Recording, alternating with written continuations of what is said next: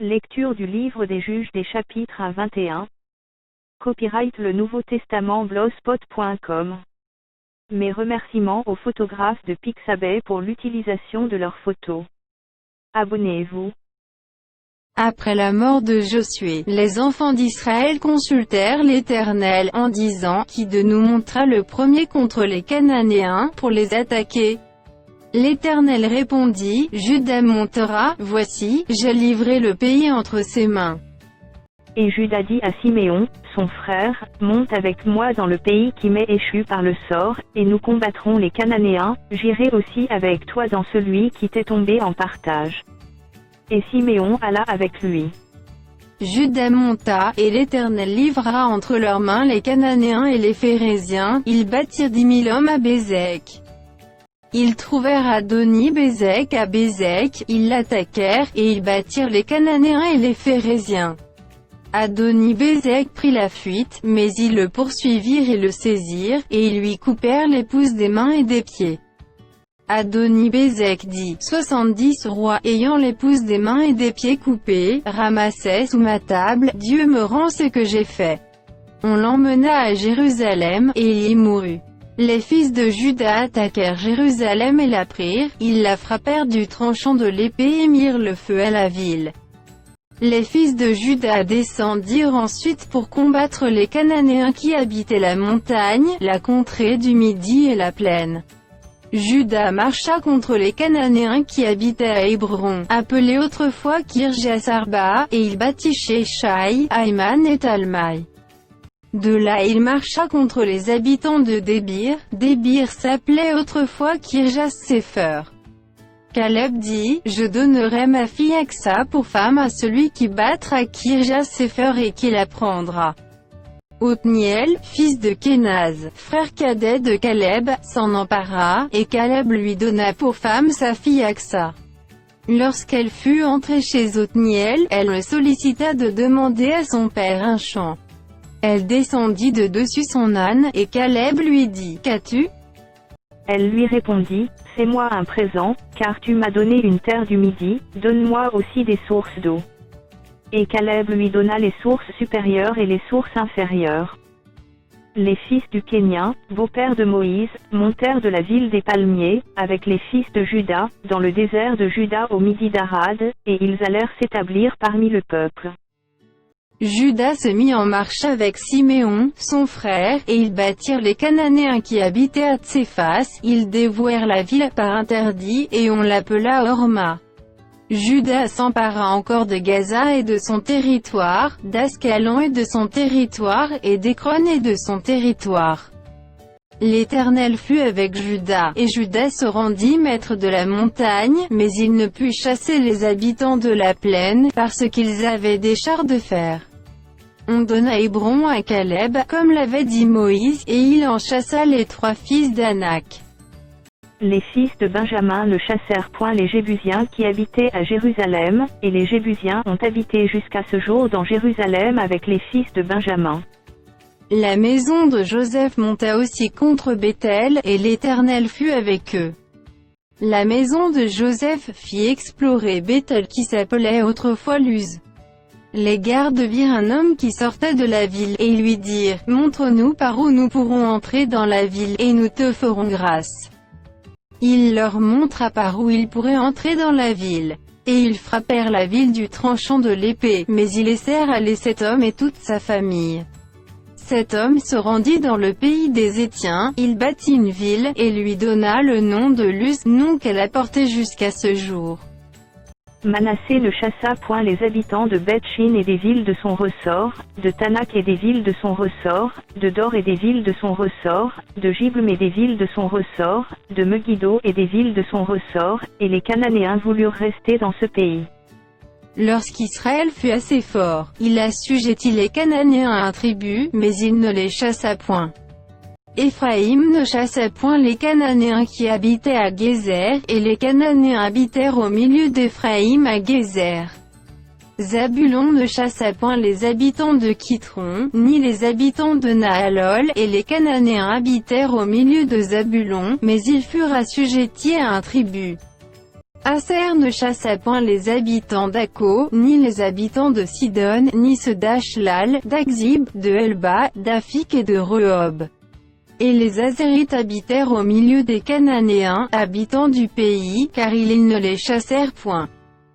Nephtali ne chassa point les habitants de Beth-Shemesh, ni les habitants de Beth-Anath, et il habita au milieu des Cananéens, habitants du pays, mais les habitants de Beth-Shemesh et de Beth-Anath furent assujettis à un tribut. Les Amoréens repoussèrent dans la montagne les fils de Dan, et ne les laissèrent pas descendre dans la plaine. Les Amoréens voulurent rester à Arérès, à Jalon et à Chalbim, mais la main de la maison de Joseph s'appesantit sur eux, et ils furent assujettis à un tribut. Le territoire des Amoréens s'étendait depuis la montée d'Akrabim, depuis Séla, et en dessus. Un envoyé de l'Éternel monta de Gigal à Bokim, et dit, je vous ai fait monter hors d'Égypte, et je vous ai amené dans le pays que j'ai juré à vos pères de vous donner. J'ai dit, jamais je ne romprai mon alliance avec vous. Et vous, vous ne traiterez point alliance avec les habitants de ce pays, vous renverserez leurs autels. Mais vous n'avez point obéi à ma voix. Pourquoi avez-vous fait cela? J'ai dit alors, je ne les chasserai point devant vous, mais ils seront à vos côtés, et leurs dieux vous seront un piège. Lorsque l'envoyé de l'Éternel eut dit ces paroles à tous les enfants d'Israël, le peuple éleva la voix et pleura. Ils donnèrent à ce lieu le nom de Bokim, et ils y offrirent des sacrifices à l'Éternel. Josué renvoya le peuple, et les enfants d'Israël allèrent chacun dans son héritage pour prendre possession du pays. Le peuple servit l'Éternel pendant toute la vie de Josué, et pendant toute la vie des anciens qui survécurent à Josué et qui avaient vu toutes les grandes choses que l'Éternel avait faites en faveur d'Israël. Josué, fils de Nun, serviteur de l'Éternel, mourut âgé de 110 ans. On l'ensevelit dans le territoire qu'il avait eu en partage, à Timnath-Hérès, dans la montagne d'Éphraïm, au nord de la montagne de Gasque. Toute cette génération fut recueillie auprès de ses pères, et il s'éleva après elle une autre génération, qui ne connaissait point l'Éternel, ni ce qu'il avait fait en faveur d'Israël. Les enfants d'Israël firent alors ce qui déplaît à l'Éternel, et ils servirent les Baals. Ils abandonnèrent l'Éternel, le Dieu de leur père, qui les avait fait sortir du pays d'Égypte, et ils allèrent après d'autres dieux d'entre les dieux des peuples qui les entouraient, ils se prosternèrent devant eux, et ils irritèrent l'Éternel. Ils abandonnèrent l'Éternel, et ils servirent Baal et les Astartés. La colère de l'Éternel s'enflamma contre Israël. Il les livra entre les mains de pillards qui les pillèrent, il les vendit entre les mains de leurs ennemis d'alentour, et ils ne purent plus résister à leurs ennemis. Partout où ils allaient, la main de l'Éternel était contre eux pour leur faire du mal, comme l'Éternel l'avait dit, comme l'Éternel le leur avait juré. Ils furent ainsi dans une grande détresse. L'Éternel suscita des juges, afin qu'ils les délivrassent de la main de ceux qui les pillaient. Mais ils n'écoutèrent pas même leurs juges, car ils se prostituèrent à d'autres dieux, se prosternèrent devant eux. Ils se détournèrent promptement de la voie qu'avaient suivie leur père, et ils n'obéirent point comme eux au commandement de l'Éternel. Lorsque l'Éternel leur suscitait des juges, l'Éternel était avec le juge, et il les délivrait de la main de leurs ennemis pendant toute la vie du juge, car l'Éternel avait pitié de leurs gémissements contre ceux qui les opprimaient et les tourmentaient. Mais, à la mort du juge, ils se corrompaient de nouveau plus que leur père, en allant après d'autres dieux pour les servir et se prosterner devant eux, et ils persévéraient dans la même conduite et le même endurcissement. Alors la colère de l'Éternel s'enflamma contre Israël, et il dit, puisque cette nation a transgressé mon alliance que j'avais prescrite à ses pères, et puisqu'ils n'ont point obéi à ma voix. Je ne chasserai plus devant eux aucune des nations que Josué laissa quand il mourut.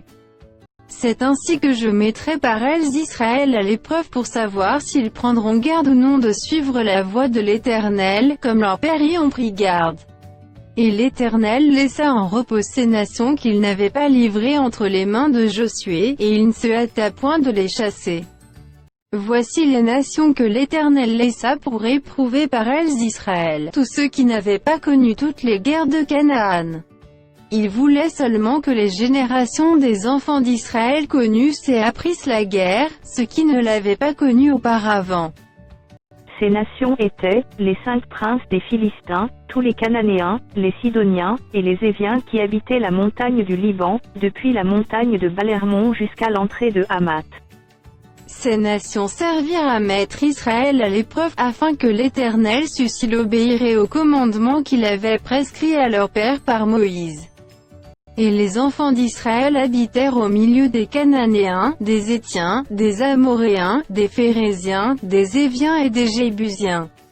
Ils prirent leurs filles pour femmes, ils donnèrent à leurs fils leurs propres filles, et ils servirent leurs dieux. Les enfants d'Israël firent ce qui déplaît à l'Éternel, ils oublièrent l'Éternel, et ils servirent les Baals et les idoles. La colère de l'Éternel s'enflamma contre Israël, et il les vendit entre les mains de Cushan-Rishethaïm, roi de Mésopotamie. Et les enfants d'Israël furent asservis 8 ans à Cushan-Rishethaïm. Les enfants d'Israël crièrent à l'Éternel, et l'Éternel leur suscita un libérateur qui les délivra, Othniel, fils de Kénaz, frère cadet de Caleb. L'esprit de l'Éternel fut sur lui. Il devint juge en Israël, et il partit pour la guerre. L'Éternel livra entre ses mains Cushan-Rishethaïm, roi de Mésopotamie, et sa main fut puissante contre Cushan-Rishethaïm. Le pays fut en repos pendant 40 ans. Et Othniel, fils de Kénaz, mourut.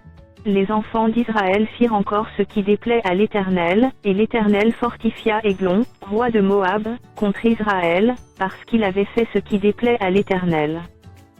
Églon réunit à lui les fils d'Ammon et les Amalécites, et il se mit en marche. Il battit Israël, et ils s'emparèrent de la ville des palmiers. Et les enfants d'Israël furent asservis 18 ans à Églon, roi de Moab. Les enfants d'Israël crièrent à l'Éternel, et l'Éternel leur suscita un libérateur, Éhud, fils de Guéra, benjamite, qui ne se servait pas de la main droite. Les enfants d'Israël envoyèrent par lui un présent à Églon, roi de Moab. Éd se fit une épée à 2 tranchants, longue d'une coudée, et il la ceignit sous ses vêtements, au côté droit. Il offrit le présent à Églon, roi de Moab, or Églon était un homme très gras. Lorsqu'il eut achevé d'offrir le présent, il renvoya les gens qui l'avaient apporté. Il revint lui-même depuis les carrières, près de Gigal, et il dit, au roi, « J'ai quelque chose de secret à te dire. » Le roi dit, « Silence. » Et tous ceux qui étaient auprès de lui sortirent.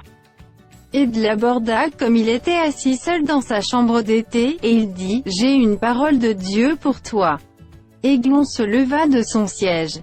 Alors Éd avança la main gauche, tira l'épée de son côté droit, et la lui enfonça dans le ventre. La poignée même entra après la lame, et la graisse se referma autour de la lame, car il ne retira pas du ventre l'épée, qui sortit par derrière. Éd sortit par le portique, ferma sur lui les portes de la chambre haute, et tira le verrou. Quand il fut sorti, les serviteurs du roi vinrent et regardèrent, et voici, les portes de la chambre haute étaient fermées au verrou. Ils dirent, sans doute il se couvre les pieds dans la chambre d'été. Ils attendirent longtemps, et comme ils n'ouvraient pas les portes de la chambre haute, ils prirent la clé et ouvrirent, et voici, leur maître était mort, étendu par terre. Pendant leur délai, Éd prit la fuite, dépassa les carrières, et se sauva à Séira. Dès qu'il fut arrivé, il sonna de la trompette dans la montagne d'Éphraïm. Les enfants d'Israël descendirent avec lui de la montagne, et il se mit à leur tête. Il leur dit, « Suivez-moi, car l'Éternel a livré entre vos mains les Moabites, vos ennemis. » Ils descendirent après lui, s'emparèrent des gués du Jourdain vis-à-vis de Moab, et ne laissèrent passer personne. Ils battirent dans ce temps-là environ 10 000 hommes de Moab, tout robustes, tout vaillants, et pas un n'échappa. En ce jour, Moab fut humilié sous la main d'Israël. Et le pays fut en repos pendant 80 ans. Après lui, il y eut Shamgar, fils d'Anath. Il battit 600 hommes des Philistins avec un aiguillon à bœuf. Et lui aussi fut un libérateur d'Israël. Les enfants d'Israël firent encore ce qui déplaît à l'Éternel, après qu'Éd fut mort. Et l'Éternel les vendit entre les mains de Jabin, roi de Canaan, qui régnait à Hatzor. Le chef de son armée était Sisra, et habitait à Harosheth-Goïm. Les enfants d'Israël crièrent à l'Éternel, car Jabin avait 900 chars de fer, et il opprimait avec violence les enfants d'Israël depuis 20 ans. Dans ce temps-là, Déborah, prophétesse, femme de Lapidos, était juge en Israël. Elle siégeait sous le palmier de Déborah, entre Rama et Bethel, dans la montagne d'Éphraïm, et les enfants d'Israël montaient vers elle pour être jugés. J'attirerai vers toi, au torrent de Kison, Sisra, chef de l'armée de Jabin, avec ses chars et ses troupes, et je le livrerai entre tes mains. Barak lui dit, si tu viens avec moi, j'irai, mais si tu ne viens pas avec moi, je n'irai pas.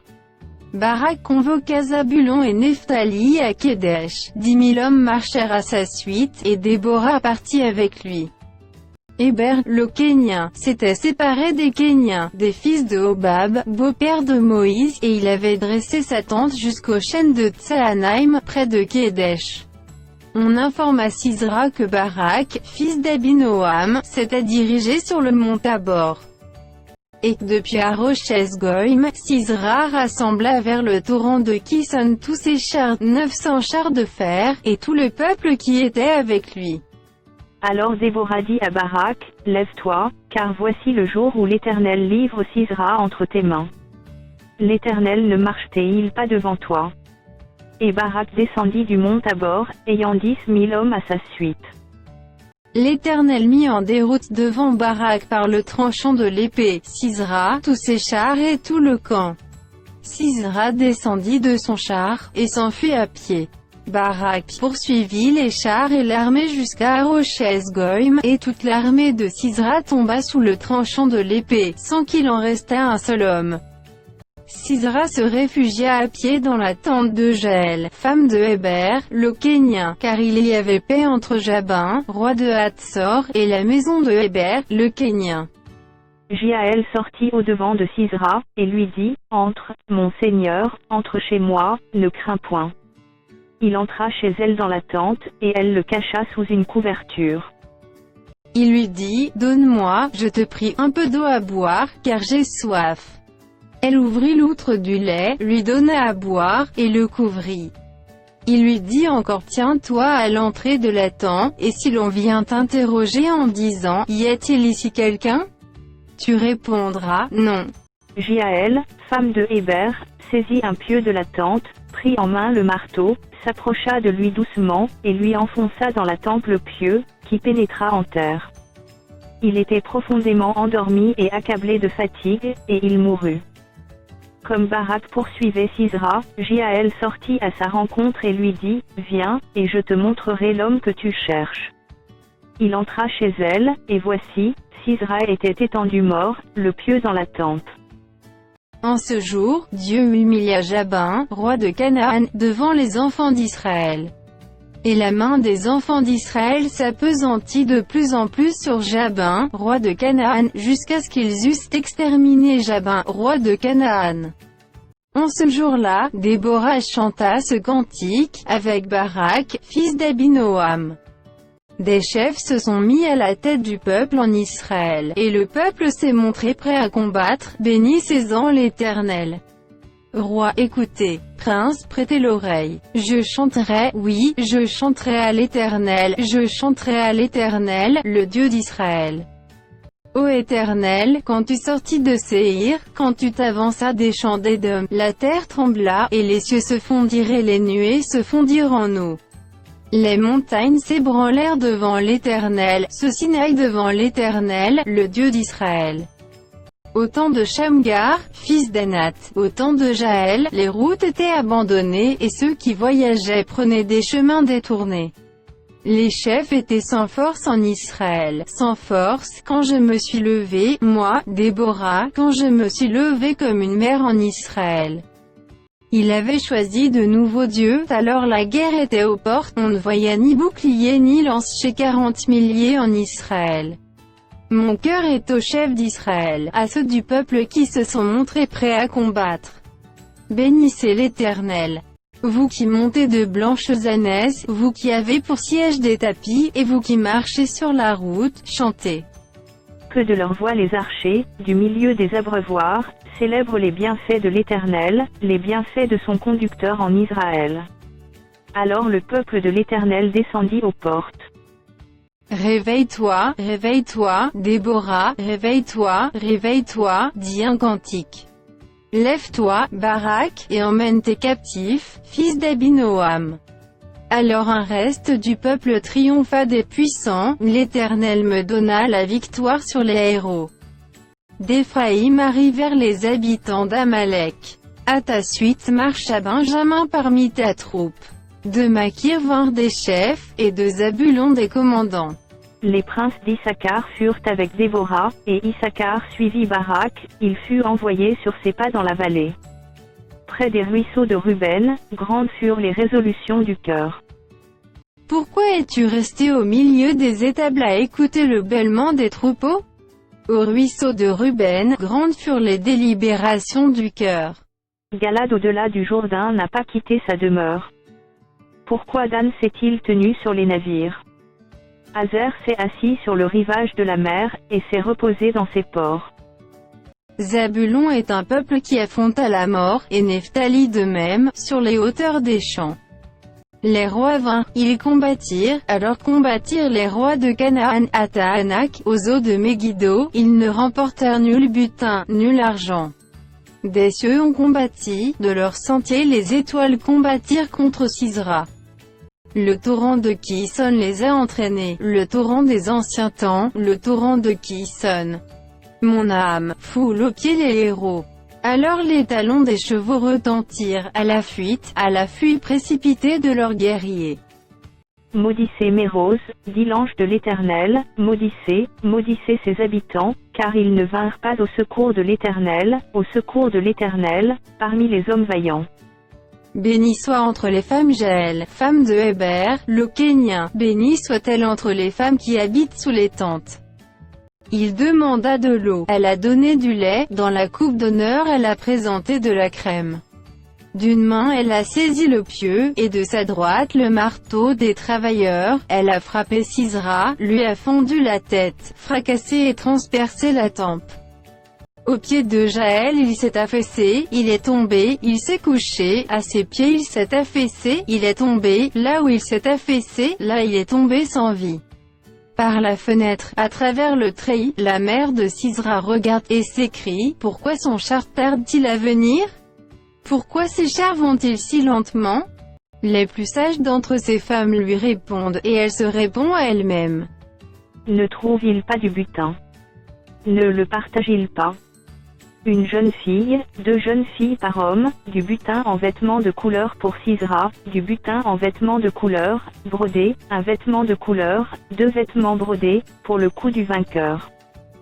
Périssent ainsi tous tes ennemis, ô Éternel, ceux qui l'aiment sont comme le soleil, quand il paraît dans sa force. Le pays fut en repos pendant 40 ans. Les enfants d'Israël firent ce qui déplaît à l'Éternel, et l'Éternel les livra entre les mains de Madian, pendant 7 ans. La main de Madian fut puissante contre Israël. Pour échapper à Madian, les enfants d'Israël se retiraient dans les ravins des montagnes, dans les cavernes et sur les rochers fortifiés. Quand Israël avait semé, de Madian montait avec Amalek et les fils de l'Orient, et ils marchaient contre lui. Ils campaient en face de lui, détruisaient les productions du pays jusque vers Gaza, et ne laissaient en Israël ni vivres, ni brebis, ni bœufs, ni ânes. Car ils montaient avec leurs troupeaux et leurs tentes, ils arrivaient comme une multitude de sauterelles, ils étaient innombrables, eux et leurs chameaux, et ils venaient dans le pays pour le ravager. Israël fut très malheureux à cause de Madian, et les enfants d'Israël crièrent à l'Éternel. Lorsque les enfants d'Israël crièrent à l'Éternel au sujet de Madian, l'Éternel envoya un prophète aux enfants d'Israël.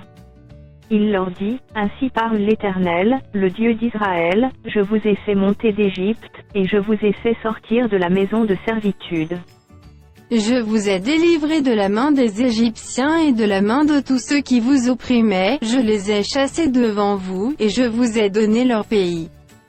Je vous ai dit, je suis l'Éternel, votre Dieu, vous ne craindrez point les dieux des Amoréens, dans le pays desquels vous habitez. Mais vous n'avez point écouté ma voix, Puis vint l'ange de l'Éternel, et il s'assit sous le térébinthe d'Ophra, qui appartenait à Joas, de la famille d'Abiézer. Gédéon, son fils, battait du froment au pressoir, pour le mettre à l'abri de Madian. L'ange de l'Éternel lui apparut, et lui dit, « L'Éternel est avec toi, vaillant héros. » Gédéon lui dit, « Ah! Mon Seigneur, si l'Éternel est avec nous, pourquoi toutes ces choses nous sont-elles arrivées? Et où sont tous ces prodiges que nos pères nous racontent, quand ils disent, l'Éternel ne nous a-t-il pas fait monter hors d'Égypte? Maintenant l'Éternel nous abandonne, et il nous livre entre les mains de Madian. » L'Éternel se tourna vers lui, et dit, « Va avec cette force que tu as, et délivre Israël de la main de Madian, n'est-ce pas moi qui t'envoie? » Gédéon lui dit, « Ah, mon Seigneur, avec quoi délivrerai-je Israël? Voici, ma famille est la plus pauvre en Manassé, et je suis le plus petit dans la maison de mon père. » L'Éternel lui dit, « Mais je serai avec toi, et tu battras Madian comme un seul homme. » Gédéon lui dit, « Si j'ai trouvé grâce à tes yeux, donne-moi un signe pour montrer que c'est toi qui me parles. Ne t'éloigne point d'ici jusqu'à ce que je revienne auprès de toi, que j'apporte mon offrande, et que je la dépose devant toi. » Et l'Éternel dit, « Je resterai jusqu'à ce que tu reviennes. » Gédéon entra, prépara un chevreau, et fit avec un épha de farine des pains sans levain. Il mit la chair dans un panier et le jus dans un pot, les lui apporta sous le térébinthe, et les présenta. L'ange de Dieu lui dit, « Prends la chair et les pains sans levain, pose-les sur ce rocher, et répands le jus. » Et il fit ainsi. L'ange de l'Éternel avança l'extrémité du bâton qu'il avait à la main, et toucha la chair et les pains sans levain. Alors il s'éleva du rocher un feu qui consuma la chair et les pains sans levain. Et l'ange de l'Éternel disparut à ses yeux. Gédéon, voyant que c'était l'ange de l'Éternel, dit, « Malheur à moi, Seigneur Éternel, car j'ai vu l'ange de l'Éternel face à face. » Et l'Éternel lui dit, « Sois en paix, ne crains point, tu ne mourras pas. » Gédéon bâtit là un autel à l'Éternel, et lui donna pour nom l'Éternel paix. Il existe encore aujourd'hui à Ophra qui appartenait à la famille d'Abiézer. Dans la même nuit, l'Éternel dit à Gédéon, « Prends le jeune taureau de ton père, et un second taureau de 7 ans.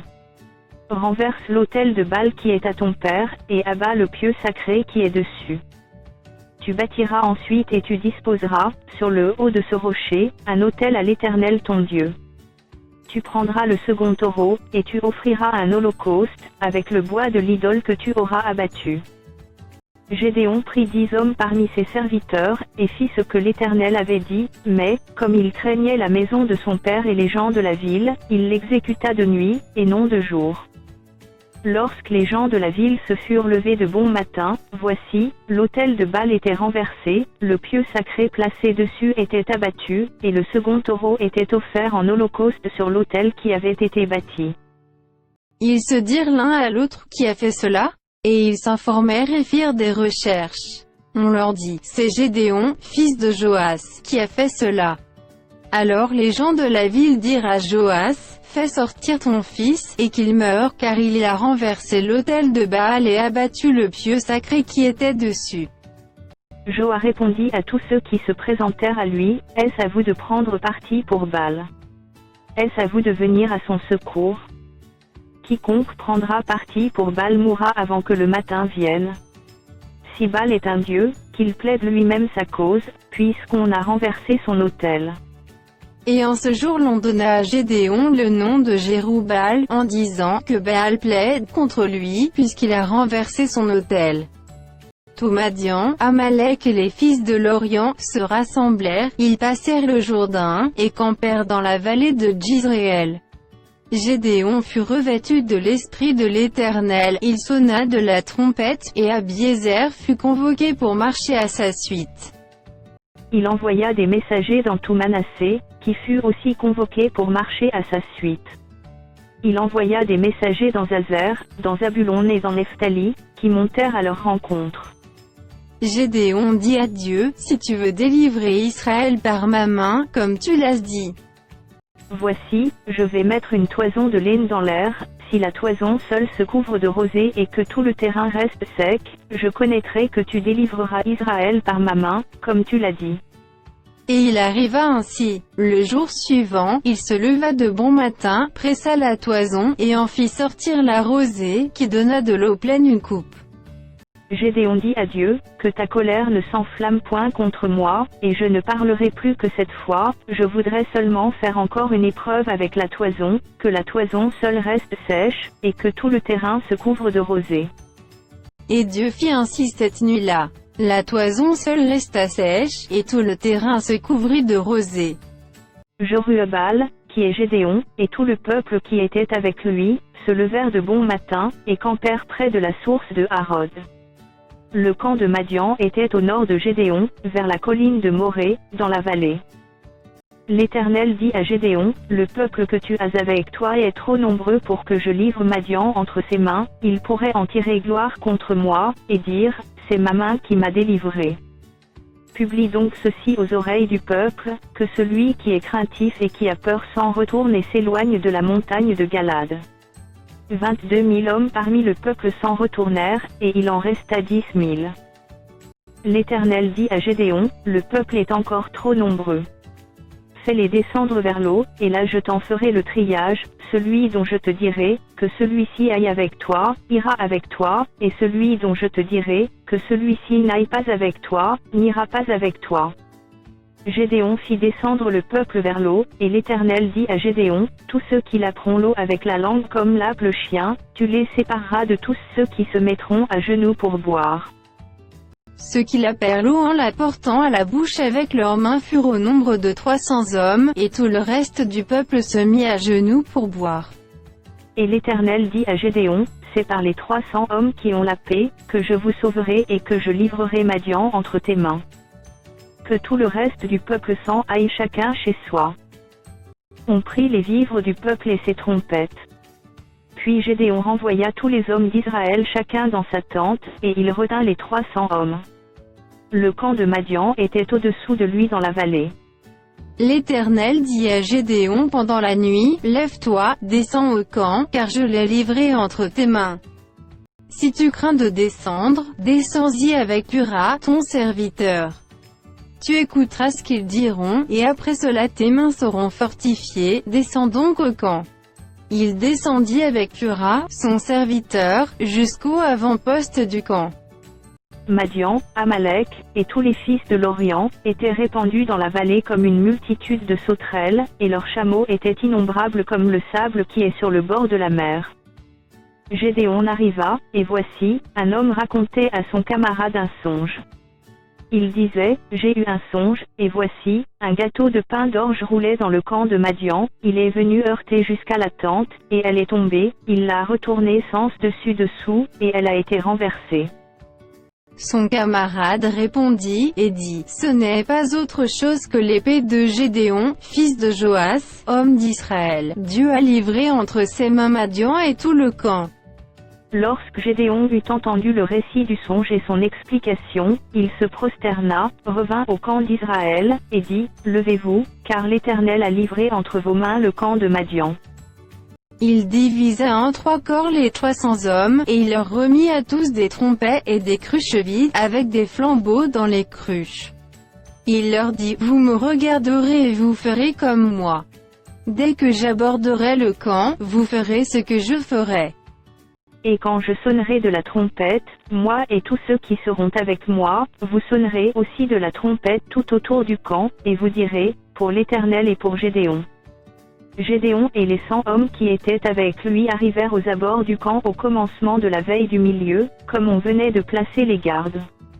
Ils sonnèrent de la trompette, et brisèrent les cruches qu'il avait à la main. Les 3 corps sonnèrent de la trompette, et brisèrent les cruches, ils saisirent de la main gauche les flambeaux et de la main droite les trompettes pour sonner, et ils s'écrièrent, épée pour l'Éternel et pour Gédéon. Ils restèrent chacun à sa place autour du camp, et tout le camp se mit à courir, à pousser des cris, et à prendre la fuite. Les 300 hommes sonnèrent encore de la trompette, et, dans tout le camp, l'Éternel leur fit tourner l'épée les uns contre les autres. Le camp s'enfuit jusqu'à Bel-Chita vers Tserera, jusqu'au bord d'Abel-Mehola près de Tabat. Les hommes d'Israël se rassemblèrent, ceux de Nephtali, d'Aser et de tout Manassé, et ils poursuivirent Madian. Gédéon envoya des messagers dans toute la montagne d'Éphraïm, pour dire, descendez à la rencontre de Madian, et coupez-leur le passage des eaux jusqu'à Beth-Bara et celui du Jourdain. Tous les hommes d'Éphraïm se rassemblèrent et ils s'emparèrent du passage des eaux jusqu'à Beth-Bara et de celui du Jourdain. Ils saisirent 2 chefs de Madian, Oreb et Zib, ils tuèrent Oreb au rocher d'Oreb, et ils tuèrent Zib au pressoir de Zib. Ils poursuivirent Madian, et ils apportèrent les têtes d'Oreb et de Zib à Gédéon de l'autre côté du Jourdain. Les hommes d'Éphraïm dirent à Gédéon, que signifie cette manière d'agir envers nous? Pourquoi ne pas nous avoir appelés, quand tu es allé combattre Madian? Et ils eurent avec lui une violente querelle. Gédéon leur répondit, qu'ai-je fait en comparaison de vous? Le grappillage d'Éphraïm ne vaut-il pas mieux que la vendange d'Abiézer? C'est entre vos mains que Dieu a livré les chefs de Madian, Oreb et Zeb. Qu'ai-je donc pu faire en comparaison de vous? Lorsqu'il eut ainsi parlé, leur colère contre lui s'apaisa. Gédéon arriva au Jourdain, et il le passa, lui et les 300 hommes qui étaient avec lui, fatigués, mais poursuivant toujours. Il dit aux gens de Sukkot, donnez, je vous prie, quelques pains au peuple qui m'accompagne, car ils sont fatigués, et je suis à la poursuite de Zébar et de Tsalmuna, roi de Madian. Les chefs de Sukkot répondirent, la main de Zébar et de Tsalmuna est-elle déjà en ton pouvoir, pour que nous donnions du pain à ton armée? Et Gédéon dit, eh bien, lorsque l'Éternel aura livré entre mes mains Zébar et Tsalmuna, je boirai votre chair avec des épines du désert et avec des chardons. De là il monta à Pénuel, et il fit aux gens de Pénuel la même demande. Ils lui répondirent comme avaient répondu ceux de Sukkot. Et il dit aussi aux gens de Pénuel, quand je reviendrai en paix, je renverserai cette tour. Zébak et Tsalmana étaient à Karkor et leur armée avec eux, environ 15 000 hommes, tous ceux qui étaient restés de l'armée entière des fils de l'Orient, 120 000 hommes tirant l'épée avaient été tués. Gédéon monta par le chemin de ceux qui habitent sous les tentes, à l'orient de Nobak et de Jogbéa, et il battit l'armée qui se croyait en sûreté. Zébar et Tsalmuna prirent la fuite, Gédéon les poursuivit, il s'empara des 2 rois de Madian, Zébar et Tsalmuna, et il mit en déroute toute l'armée. Gédéon, fils de Joas, revint de la bataille par la montée de Hérès. Il saisit d'entre les gens de Sukkot un jeune homme qui l'interrogea, et qui lui mit par écrit les noms des chefs et des anciens de Sukkot, 77 hommes. Puis il vint auprès des gens de Sukkot, et dit, voici Zébak et Tsalmana, au sujet desquels vous m'avez insulté, en disant, la main de Zébak et de Tsalmana est-elle déjà en ton pouvoir, pour que nous donnions du pain à tes hommes fatigués? Et il prit les anciens de la ville, et châtia les gens de Sukkot avec des épines du désert et avec des chardons. Il renversa aussi la tour de Pénuel et tua les gens de la ville. Il dit à Zébar et à Tsalmuna, comment étaient les hommes que vous avez tués au Tabor? Ils répondirent, ils étaient comme toi, chacun avait l'air d'un fils de roi. Il dit, c'étaient mes frères, fils de ma mère. L'Éternel est vivant. Si vous les eussiez laissés vivre, je ne vous tuerais pas. Et il dit à Jéter, son premier-né, lève-toi, tue-les. Mais le jeune homme ne tira point son épée, parce qu'il avait peur car il était encore un enfant. Zébak et Tsalmana dirent, lève-toi toi-même, et tue-nous. Car tel est l'homme, telle est sa force. Et Gédéon se leva, et tua Zébak et Tsalmana. Il prit ensuite les croissants qui étaient au cou de leurs chameaux. Les hommes d'Israël dirent à Gédéon, domine sur nous, et toi, et ton fils, et le fils de ton fils, car tu nous as délivrés de la main de Madian. Gédéon leur dit, je ne dominerai point sur vous, et mes fils ne domineront point sur vous, c'est l'Éternel qui dominera sur vous. Gédéon leur dit, j'ai une demande à vous faire, donnez-moi chacun les anneaux que vous avez eus pour butin. Les ennemis avaient des anneaux d'or, car ils étaient ismaélites. Ils dirent, nous les donnerons volontiers. Et ils étendirent un manteau, sur lequel chacun jeta les anneaux de son butin. Le poids des anneaux d'or que demanda Gédéon fut de 1700 cycles d'or, sans les croissants, les pendants d'oreilles, et les vêtements de pourpre que portaient les rois de Madian, et sans les colliers qui étaient au cou de leurs chameaux. Gédéon en fit un éphod, et il le plaça dans sa ville, à Ophra, où il devint l'objet des prostitutions de tout Israël, et il fut un piège pour Gédéon et pour sa maison. Madian fut humilié devant les enfants d'Israël, et il ne leva plus la tête. Et le pays fut en repos pendant 40 ans, durant la vie de Gédéon. Jérubbaal, fils de Joas, s'en retourna et demeura dans sa maison. Gédéon eut 70 fils, issus de lui, car il eut plusieurs femmes. Sa concubine qui était à Sichem, lui enfanta aussi un fils, à qui on donna le nom d'Abimélec. Gédéon, fils de Joas, mourut après une heureuse vieillesse, et il fut enterré dans le sépulcre de Joas, son père, à Ophra qui appartenait à la famille d'Abiézer.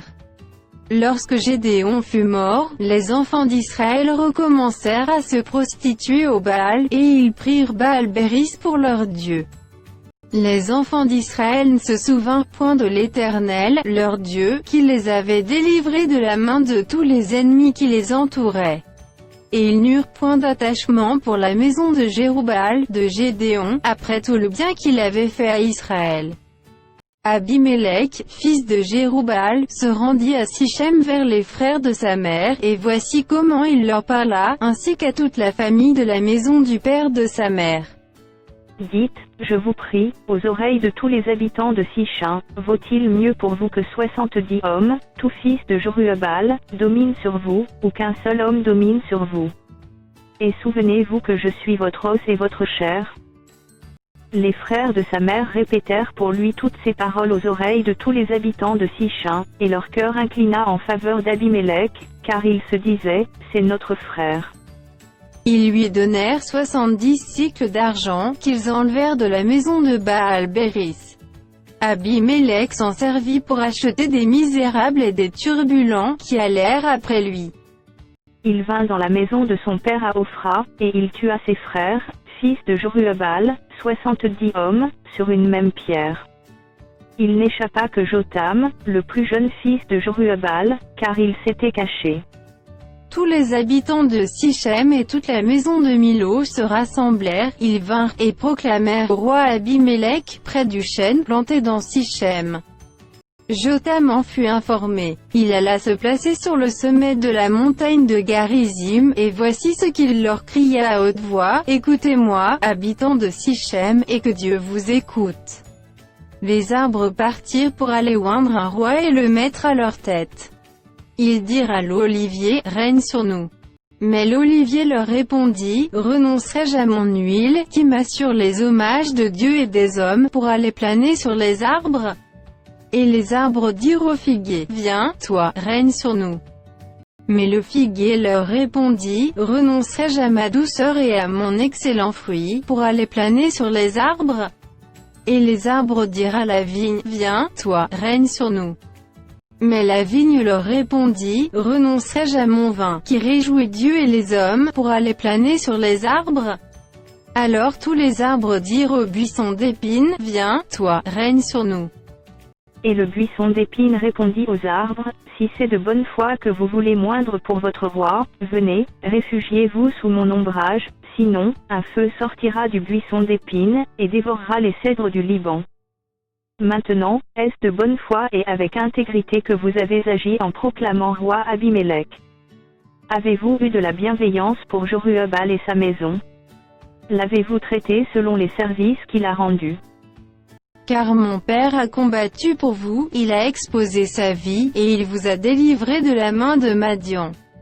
Et vous, vous vous êtes levé contre la maison de mon père, vous avez tué ses fils, 70 hommes, sur une même pierre, et vous avez proclamé roi sur les habitants de Sichem, Abimélec, fils de sa servante, parce qu'il est votre frère. Si c'est de bonne foi et avec intégrité qu'en ce jour vous avez agi envers Jérubbaal et sa maison, eh bien, qu'Abimélec fasse votre joie, et que vous fassiez aussi la sienne.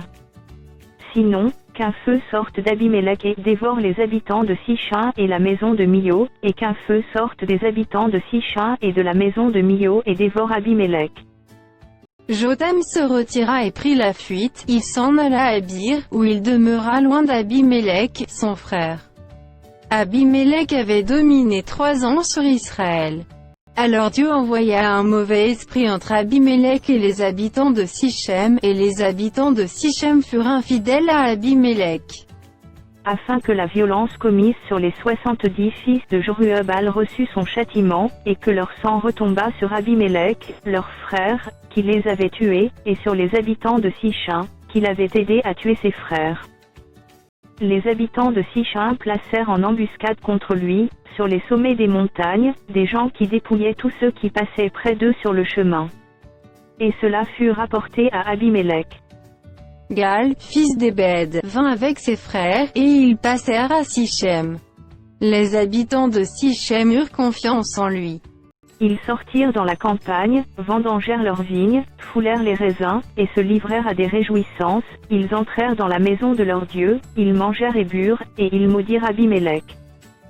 Et Gaal, fils d'Ebed, disait, qui est Abimélec, et qu'est Sichem, pour que nous servions Abimélec? N'est-il pas fils de Jorubal, et Zébul n'est-il pas son commissaire? Servez les hommes de Hamor, père de Sichem, mais nous, pourquoi servirions-nous Abimélec? Oh, si j'étais le maître de ce peuple, je renverserais Abimélec. Et il disait d'Abimélec, renforce ton armée, mets-toi en marche. Zébul, gouverneur de la ville, apprit ce que disait Gaal, fils d'Ebed, et sa colère s'enflamma. Il envoya secrètement des messagers à Abimélec pour lui dire, voici, Gaal, fils d'Ebed, et ses frères, sont venus à Sichem, et ils soulèvent la ville contre toi. Maintenant, pars de nuit, toi et le peuple qui est avec toi, et mets-toi en embuscade dans la campagne. Le matin, au lever du soleil, tu fondras avec impétuosité sur la ville. Et lorsque Gaal et le peuple qui est avec lui sortiront contre toi, tu lui feras ce que tes forces permettront. Abimélec et tout le peuple qui était avec lui partirent de nuit, et ils se mirent en embuscade près de Sichem, divisés en 4 corps. Gaal, fils d'Ebed, sortit, et il se tint à l'entrée de la porte de la ville. Abimélec et tout le peuple qui était avec lui se levèrent alors de l'embuscade. Gaal aperçut le peuple, et il dit à Zébul, voici un peuple qui descend du sommet des montagnes. Zébul lui répondit, c'est l'ombre des montagnes que tu prends pour des hommes. Gaal, reprenant la parole, dit, c'est bien un peuple qui descend des hauteurs du pays, et une troupe arrive par le chemin du chêne des devins. Zébul lui répondit, où donc est ta bouche, toi qui disais, qui est Abimélec, pour que nous le servions? N'est-ce point là le peuple que tu méprisais? Marche maintenant, livre-lui bataille. Gaal s'avança à la tête des habitants de Sichem, et livra bataille à Abimélec. Poursuivi par Abimélec, il prit la fuite devant lui, et beaucoup d'hommes tombèrent morts jusqu'à l'entrée de la porte.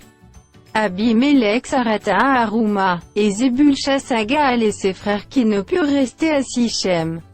Le lendemain, le peuple sortit dans la campagne. Abimélec, qui en fut informé, prit sa troupe, la partagea en 3 corps, et se mit en embuscade dans la campagne.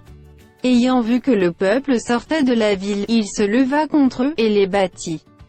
Abimélec et les corps qui étaient avec lui se portèrent en avant, et se placèrent à l'entrée de la porte de la ville. 2 de ces corps se jetèrent sur tous ceux qui étaient dans la campagne, et les battirent. Abimélec attaqua la ville pendant toute la journée, il s'en empara, et tua le peuple qui s'y trouvait. Puis il rasa la ville, et y sema du sel. À cette nouvelle, tous les habitants de la tour de Sichem se rendirent dans la forteresse de la maison du dieu Béris. On avertit Abimélec que tous les habitants de la tour de Sichem s'y étaient rassemblés. Alors Abimélec monta sur la montagne de Tsalmon, lui et tout le peuple qui était avec lui. Il prit en main une hache, coupa une branche d'arbre, l'enleva et la mit sur son épaule. Ensuite il dit au peuple qui était avec lui, vous avez vu ce que j'ai fait, hâtez-vous de faire comme moi. Et ils coupèrent chacun une branche, et suivirent Abimélec, ils placèrent les branches contre la forteresse, et l'incendièrent avec ceux qui y étaient. Ainsi périrent tous les gens de la tour de Sichem, au nombre d'environ 1000, hommes et femmes. Abimélec marcha contre Thébès. Il assiégea à Thébès et s'en empara. Il y avait au milieu de la ville une forte tour, où se réfugièrent tous les habitants de la ville, hommes et femmes. Ils fermèrent sur eux, et montèrent sur le toit de la tour. Abimélec parvint jusqu'à la tour. Il l'attaqua, et s'approcha de la porte pour y mettre le feu. Alors une femme lança sur la tête d'Abimélec un morceau de meule de moulin, et lui brisa le crâne. Aussitôt il appela le jeune homme qui portait ses armes, et lui dit, « Tire ton épée, et donne-moi la mort, de peur qu'on ne dise de moi, c'est une femme qui l'a tué. » Le jeune homme le perça, et il mourut. Quand les hommes d'Israël virent qu'Abimélec était mort, ils s'en allèrent chacun chez soi. Ainsi Dieu fit retomber sur Abimélec le mal qu'il avait fait à son père, en tuant ses 70 frères. Et Dieu fit retomber sur la tête des gens de Sichem tout le mal qu'ils avaient fait. Ainsi s'accomplit sur eux la malédiction de Jotham, fils de Jérubaal. Après Abimélec, Tola, fils de Pua, fils de Dodo, homme d'Issachar, se leva pour délivrer Israël. Il habitait à Shamir, dans la montagne d'Éphraïm. Il fut juge en Israël pendant 23 ans, puis il mourut, et fut enterré à Shamir. Après lui se leva Jaïr, le Galaadi, qui fut juge en Israël pendant 22 ans. Il avait 30 fils qui montaient sur 30 ânons, et qui possédaient 30 villes, appelées encore aujourd'hui bourg de Jaïr, et situées dans le pays de Galaad. Et Jaïr mourut, et fut enterré à Camon.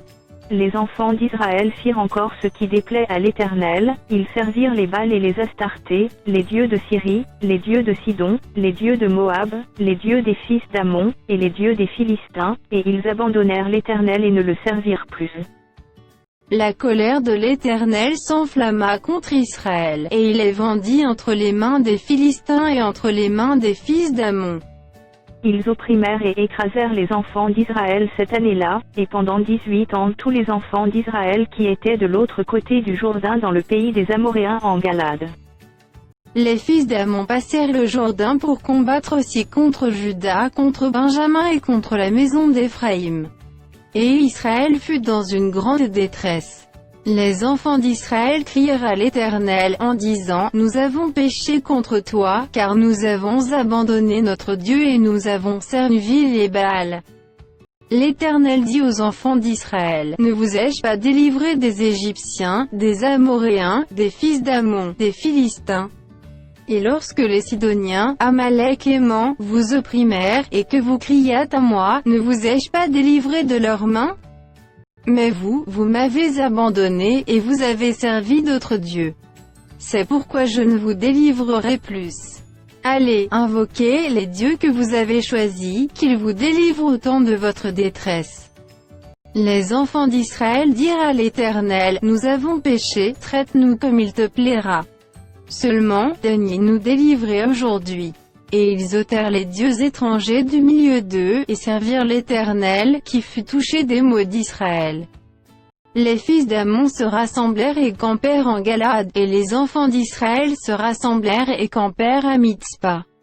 Le peuple, les chefs de Galade se dirent l'un à l'autre, « Quel est l'homme qui commencera l'attaque contre les fils d'Ammon? Il sera chef de tous les habitants de Galade. » Jephthé, le Galaadi, était un vaillant héros. Il était fils d'une femme prostituée et c'est Galaad qui avait engendré Jephthé.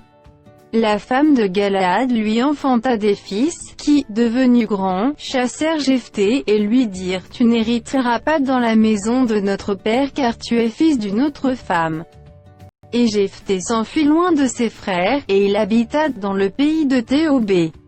Des gens de rien se rassemblèrent auprès de Jephthé, et ils faisaient avec lui des excursions.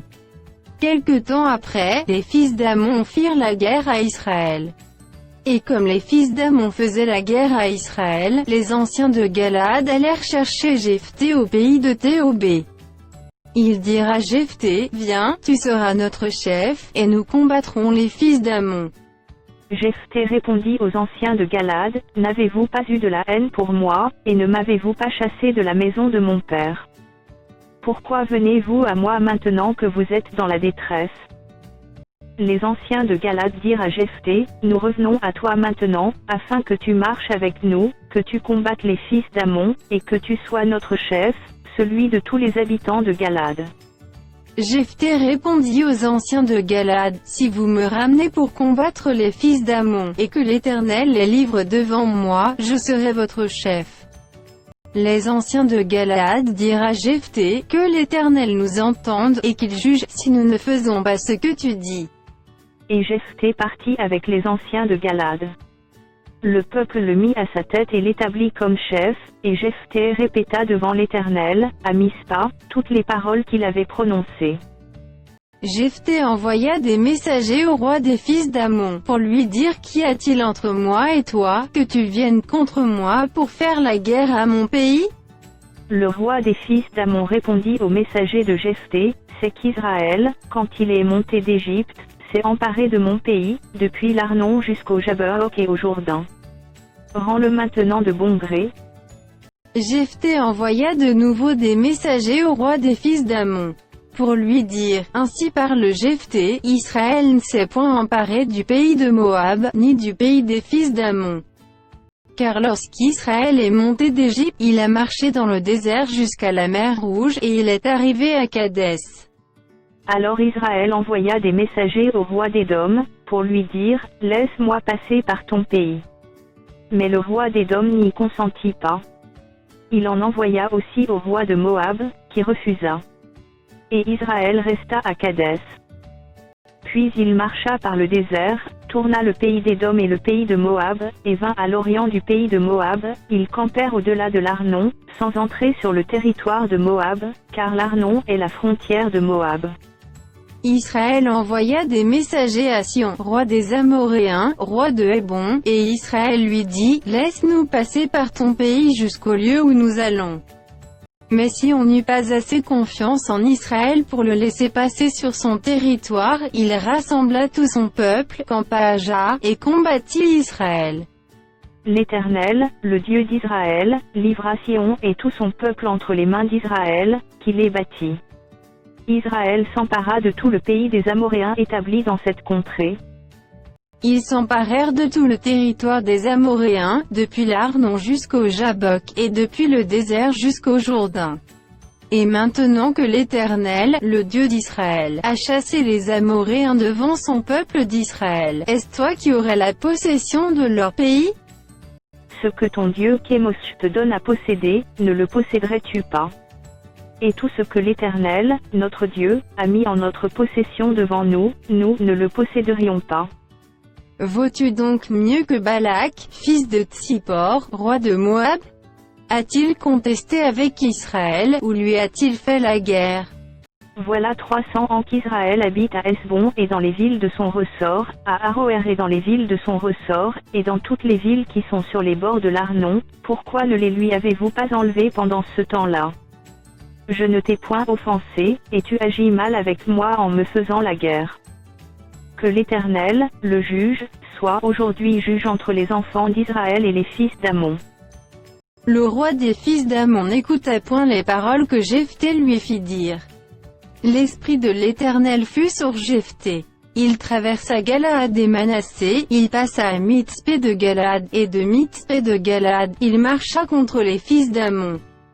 Jephthé fit un vœu à l'Éternel, et dit, « Si tu livres entre mes mains les fils d'Ammon, quiconque sortira des portes de ma maison au-devant de moi, à mon heureux retour de chez les fils d'Ammon, sera consacré à l'Éternel, et je l'offrirai en holocauste. » Jephthé marcha contre les fils d'Ammon, et l'Éternel les livra entre ses mains. Il leur fit éprouver une très grande défaite, depuis Aroër jusque vers Minite, espace qui renfermait 20 villes, et jusqu'à Abel-Kéramim. Et les fils d'Ammon furent humiliés devant les enfants d'Israël. Jephthé retourna dans sa maison à Mispa. Et voici, sa fille sortit au-devant de lui avec des tambourins et des danses. C'était son unique enfant, il n'avait point de fils et point d'autre fille. Dès qu'il la vit, il déchira ses vêtements, et dit, « Ah! Ma fille, tu me jettes dans l'abattement, tu es au nombre de ceux qui me troublent. J'ai fait un vœu à l'Éternel, et je ne puis le révoquer. Elle lui dit, mon père, si tu as fait un vœu à l'Éternel, traite-moi selon ce qui est sorti de ta bouche, maintenant que l'Éternel t'a vengé de tes ennemis, des fils d'Ammon. Et elle dit à son père que ceci me soit accordé, laisse-moi libre pendant 2 mois. Je m'en irai, je descendrai dans les montagnes, et je pleurerai ma virginité avec mes compagnes. Il répondit, va, et il la laissa libre pour 2 mois. Elle s'en alla avec ses compagnes, et elle pleura sa virginité sur les montagnes. Au bout des 2 mois, elle revint vers son père, et il accomplit sur elle le vœu qu'il avait fait. Elle n'avait point connu d'homme. Dès lors s'établit en Israël la coutume que tous les ans les filles d'Israël s'en vont célébrer la fille de Jephthé, le Galaadi, 4 jours par année. Jephthé leur répondit, nous avons eu de grandes contestations, moi et mon peuple, avec les fils d'Ammon, et quand je vous ai appelés, vous ne m'avez pas délivré de leurs mains. Jephthé fut juge en Israël pendant 6 ans, puis Jephthé, le Galaadi, mourut, et fut enterré dans l'une des villes de Galaad. Après lui, Ibtsan de Bethléem fut juge en Israël. Il eut 30 fils, il maria 30 filles au dehors, et il fit venir pour ses fils 30 filles du dehors. Il fut juge en Israël pendant 7 ans. Puis Ibtsan mourut, et fut enterré à Bethléem. Après lui, Élon de Zabulon fut juge en Israël. Il fut juge en Israël pendant 10 ans. Puis Élon de Zabulon mourut, et fut enterré à Jalon, dans le pays de Zabulon. Après lui, Abdon, fils d'Hillel, le Piratonite, fut juge en Israël. Il eut 40 fils et 30 petits-fils qui montaient sur 70 anons. Il fut juge en Israël pendant 8 ans. Puis Abdon, fils d'Hillel, le Piratonite, mourut, et fut enterré à Piraton, dans le pays d'Éphraïm, sur la montagne des Amalécites. Les enfants d'Israël firent encore ce qui déplaît à l'Éternel, et l'Éternel les livra entre les mains des Philistins, pendant 40 ans. Il y avait un homme de Tsoréa, de la famille des Danites, et qui s'appelait Manoach. Sa femme était stérile, et n'enfantait pas. Un ange de l'Éternel apparut à la femme, et lui dit, « Voici, tu es stérile, et tu n'as point d'enfant, tu deviendras enceinte, et tu enfanteras un fils. Maintenant prends bien garde, ne bois ni vin ni liqueur forte, et ne mange rien d'impur. Car tu vas devenir enceinte et tu enfanteras un fils.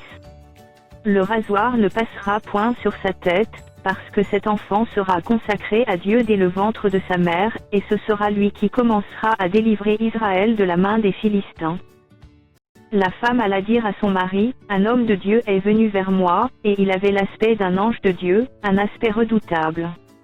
Je ne lui ai pas demandé d'où il était, et il ne m'a pas fait connaître son nom. Mais il m'a dit, tu vas devenir enceinte, et tu enfanteras un fils, et maintenant ne bois ni vin ni liqueur forte, et ne mange rien d'impur, parce que cet enfant sera consacré à Dieu dès le ventre de sa mère jusqu'au jour de sa mort. » Manoach fit cette prière à l'Éternel, « Ah, Seigneur, que l'homme de Dieu que tu as envoyé vienne encore vers nous, et qu'il nous enseigne ce que nous devons faire pour l'enfant qui naîtra. » Dieu exauça la prière de Manoach, et l'ange de Dieu vint encore vers la femme. Elle était assise dans un champ, et Manoach, son mari, n'était pas avec elle. Elle courut promptement donner cette nouvelle à son mari, et lui dit, « Voici, l'homme qui était venu l'autre jour vers moi m'est apparu. » Manoach se leva, suivit sa femme, alla vers l'homme, et lui dit, « Est-ce toi qui as parlé à cette femme ?» Il répondit, « C'est moi. » Manoach dit, « Maintenant, si ta parole s'accomplit, que faudra-t-il observer à l'égard de l'enfant, et qu'y aura-t-il à faire ?» L'ange de l'Éternel répondit à Manoach, « La femme s'abstiendra de tout ce que je lui ai dit. Elle ne goûtera d'aucun produit de la vigne, elle ne boira ni vin ni liqueur forte, et elle ne mangera rien d'impur, elle observera tout ce que je lui ai prescrit. » Manoach dit à l'ange de l'Éternel, « Permets-nous de te retenir, et de t'apprêter un chevreau. » L'ange de l'Éternel répondit à Manoach, « Quand tu me retiendrais, je ne mangerai pas de ton mets, mais si tu veux faire un holocauste, tu l'offriras à l'Éternel. » Manoach ne savait point que ce fut un ange de l'Éternel. Et Manoach dit à l'ange de l'Éternel, « Quel est ton nom, afin que nous te rendions gloire quand ta parole s'accomplira ?» L'ange de l'Éternel lui répondit, « Pourquoi demandes-tu mon nom? Il est merveilleux. » Comme la flamme montait de dessus l'autel vers le ciel, l'ange de l'Éternel monta dans la flamme de l'autel. À cette vue, Manoach et sa femme tombèrent la face contre terre. L'ange de l'Éternel n'apparut plus à Manoach et à sa femme. Alors Manoach comprit que c'était l'ange de l'Éternel. Et il dit à sa femme, « Nous allons mourir, car nous avons vu Dieu. » Sa femme lui répondit, « Si l'Éternel eût voulu nous faire mourir, il n'aurait pas pris de nos mains l'holocauste et l'offrande, il ne nous aurait pas fait voir tout cela, et il ne nous aurait pas maintenant fait entendre pareille chose. » La femme enfanta un fils, et lui donna le nom de Samson. L'enfant grandit, et l'Éternel le bénit. Et l'esprit de l'Éternel commença à l'agiter à Machanédan, entre Tsoréa et Eshtaol. Samson descendit à Timna, et il y vit une femme parmi les filles des Philistins. Lorsqu'il fut remonté, il le déclara à son père et à sa mère, et dit, « J'ai vu à Timna une femme parmi les filles des Philistins, prenez-la maintenant pour ma femme. » Son père et sa mère lui dirent, « N'y a-t-il point de femme parmi les filles de tes frères et dans tout notre peuple, que tu ailles prendre une femme chez les Philistins, qui sont incirconcis? » Et Samson dit à son père, « Prends-la pour moi, car elle me plaît. » Son père et sa mère ne savaient pas que cela venait de l'Éternel, car Samson cherchait une occasion de dispute de la part des Philistins. En ce temps-là, les Philistins dominaient sur Israël. Samson descendit avec son père et sa mère à Timna. Lorsqu'ils arrivèrent aux vignes de Timna, voici, un jeune lion rugit s'en vint à sa rencontre. L'esprit de l'Éternel saisit Samson, et, sans avoir rien à la main, Samson déchira le lion comme on déchire un chevreau. Il ne dit point à son père et à sa mère ce qu'il avait fait. Il descendit et parla à la femme, et elle lui plut. Quelque temps après, il se rendit de nouveau à Timna pour la prendre, et se détourna pour voir le cadavre du lion. Et voici, il y avait un essaim d'abeilles et du miel dans le corps du lion. Il prit entre ses mains le miel, dont il mangea pendant la route, et lorsqu'il fut arrivé près de son père et de sa mère, il leur en donna, et ils en mangèrent. Mais il ne leur dit pas qu'il avait pris ce miel dans le corps du lion. Le père de Samson descendit chez la femme. Et là, Samson fit un festin, car c'était la coutume des jeunes gens. Dès qu'on le vit, on invita 30 compagnons qui se tinrent avec lui. Samson leur dit, « Je vais vous proposer une énigme. Si vous me l'expliquez pendant les 7 jours du festin, et si vous la découvrez, je vous donnerai 30 chemises et 30 vêtements de rechange. Mais si vous ne pouvez pas me l'expliquer, ce sera vous qui me donnerez 30 chemises et 30 vêtements de rechange. » Ils lui dirent, « Propose ton énigme, et nous l'écouterons. » Et il leur dit, « De celui qui mange est sorti ce qui se mange, et du fort est sorti le doux. » Pendant 3 jours, ils ne purent expliquer l'énigme. Le 7e jour, ils dirent à la femme de Samson, « Persuade à ton mari de nous expliquer l'énigme, sinon, nous te brûlerons, toi et la maison de ton père. C'est pour nous dépouiller que vous nous avez invités, n'est-ce pas? » La femme de Samson pleurait auprès de lui, et disait, « Tu n'as pour moi que de la haine, et tu ne m'aimes pas, tu as proposé une énigme aux enfants de mon peuple, et tu ne me l'as point expliquée. » Et il lui répondait, « Je ne l'ai expliqué ni à mon père ni à ma mère, est-ce à toi que je l'expliquerai? » Elle pleura auprès de lui pendant les 7 jours que dura leur festin, et le 7e jour, il la lui expliqua, car elle le tourmentait. Et elle donna l'explication de l'énigme aux enfants de son peuple. Les gens de la ville dirent à Samson le 7e jour, avant le coucher du soleil, « Quoi de plus doux que le miel, et quoi de plus fort que le lion? » Et il leur dit, « Si vous n'aviez pas labouré avec ma génisse, vous n'auriez pas découvert mon énigme. » L'esprit de l'Éternel le saisit, et il descendit à Ascalon. Il y tua 30 hommes, prit leurs dépouilles, et donna les vêtements de rechange à ceux qui avaient expliqué l'énigme. Il était enflammé de colère, et il monta à la maison de son père. Sa femme fut donnée à l'un de ses compagnons, avec lequel il était lié. Quelque temps après, à l'époque de la moisson des blés, Samson alla voir sa femme, et lui porta un chevreau.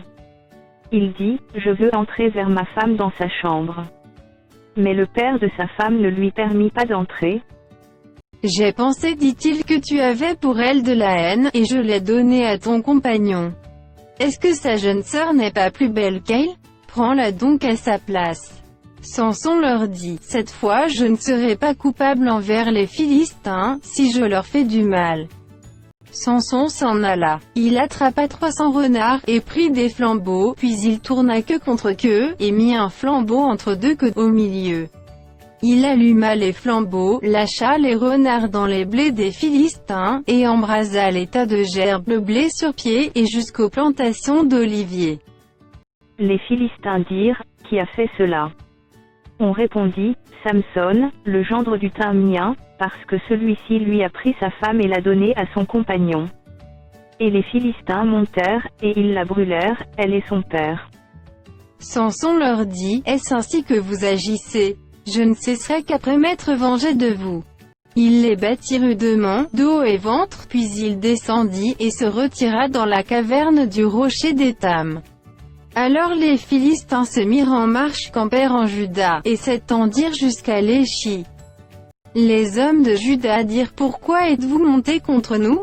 Ils répondirent, « Nous sommes montés pour lier Samson, afin de le traiter comme il nous a traités. » Sur quoi 3000 hommes de Juda descendirent à la caverne du rocher d'Étam, et dirent à Samson, « Ne sais-tu pas que les Philistins dominent sur nous? Que nous as-tu donc fait ?» Il leur répondit, « Je les ai traités comme ils m'ont traité. » Ils lui dirent, « Nous sommes descendus pour te lier, afin de te livrer entre les mains des Philistins. » Samson leur dit, « Jurez-moi que vous ne me tuerez pas. » Ils lui répondirent, « Non, nous voulons seulement te lier et te livrer entre leurs mains, mais nous ne te ferons pas mourir. » Et ils le lièrent avec 2 cordes neuves, et le firent sortir du rocher. Lorsqu'il arriva à Léchi, les Philistins poussèrent des cris à sa rencontre. Alors l'Esprit de l'Éternel le saisit. Les cordes qu'il avait au bras devinrent comme du lin brûlé par le feu, et ses liens tombèrent de ses mains. Il trouva une mâchoire d'âne fraîche, il étendit sa main pour la prendre, et il en tua 1000 hommes. Et Samson dit, avec une mâchoire d'âne, un monceau, 2 monceaux, avec une mâchoire d'âne, j'ai tué 1000 hommes. Quand il eut achevé de parler, il jeta de sa main la mâchoire. Et l'on appela ce lieu Ramath-Léchi. Pressé par la soif, il invoqua l'Éternel, et dit, « C'est toi qui as permis par la main de ton serviteur cette grande délivrance, et maintenant mourrai-je de soif, et tomberai-je entre les mains des incirconcis. » Dieu fendit la cavité du rocher qui est à Léchi, et il en sortit de l'eau. Samson but, son esprit se ranima, et il reprit vie. C'est de là qu'on a appelé cette source en Akoré, elle existe encore aujourd'hui à Léchi. Samson fut juge en Israël, au temps des Philistins, pendant 20 ans. Samson partit pour Gaza, il y vit une femme prostituée et il entra chez elle. On dit aux gens de Gaza, Samson est arrivé ici. Et ils l'environnèrent, et se tinrent en embuscade toute la nuit à la porte de la ville. Ils restèrent tranquilles toute la nuit, disant, au point du jour, nous le tuerons. Samson demeura couché jusqu'à minuit. Vers minuit, il se leva, et il saisit les battants de la porte de la ville et les 2 poteaux, les arracha avec la barre, les mit sur ses épaules, et les porta sur le sommet de la montagne qui est en face d'Hébron. Après cela, il aima une femme dans la vallée de Sorek. Elle se nommait Délila. Les princes des Philistins montèrent vers elle, et lui dirent, flatte-le, pour savoir d'où lui vient sa grande force et comment nous pourrions nous rendre maîtres de lui, nous le lirons pour le dompter, et nous te donnerons chacun 1100 cycles d'argent. Délila dit à Samson, dis-moi, je te prie, d'où vient ta grande force, et avec quoi il faudrait te lier pour te dompter. Samson lui dit, si on me liait avec cette corde fraîche, qui ne fût pas encore sèche, je deviendrais faible et je serais comme un autre homme. Les princes des Philistins apportèrent à Delilah cette corde fraîche, qui n'était pas encore sèche. Et elle le lia avec ses cordes. Or des gens se tenaient en embuscade chez elle, dans une chambre. Elle lui dit, les Philistins sont sur toi, Samson. Et il rompit les cordes, comme se rompt un cordon d'étoupe quand il sent le feu. Et l'on ne connut point d'où venait sa force. Delilah dit à Samson, voici, tu t'es joué de moi, tu m'as dit des mensonges. Maintenant, je te prie, indique-moi avec quoi il faut te lier. Il lui dit, si on me liait avec des cordes neuves, dont on ne se fût jamais servi, je deviendrais faible et je serais comme un autre homme. Delilah prit des cordes neuves, avec lesquelles elle le lia. Puis elle lui dit, les Philistins sont sur toi, Samson. Or des gens se tenaient en embuscade dans une chambre. Et il rompit comme un fil les cordes qu'il avait au bras. Delilah dit à Samson, jusqu'à présent tu te laisses jouer de moi, tu m'as dit des mensonges. Déclare-moi avec quoi il faut te lier. Il lui dit, tu n'as qu'à tisser les 7 tresses de ma tête avec la chaîne du tissu. Et elle les fixa par la cheville. Puis elle lui dit, les Philistins sont sur toi, Samson. Et il se réveilla de son sommeil, et il arracha la cheville du tissu et le tissu. Elle lui dit, comment peux-tu dire, je t'aime, puisque ton cœur n'est pas avec moi? Voilà 3 fois que tu te laisses jouer de moi, et tu ne m'as pas déclaré d'où vient ta grande force. Comme elle était chaque jour à le tourmenter et à l'importuner par ses instances, son âme s'impatienta à la mort. Il lui ouvrit tout son cœur, et lui dit, le rasoir n'a point passé sur ma tête, parce que je suis consacré à Dieu dès le ventre de ma mère. Si j'étais rasé, ma force m'abandonnerait, je deviendrais faible, et je serais comme tout autre homme. Delilah, voyant qu'il lui avait ouvert tout son cœur, envoya appeler les princes des Philistins, et leur fit dire, montez cette fois, car il m'a ouvert tout son cœur. Et les princes des Philistins montèrent vers elle, et apportèrent l'argent dans leurs mains.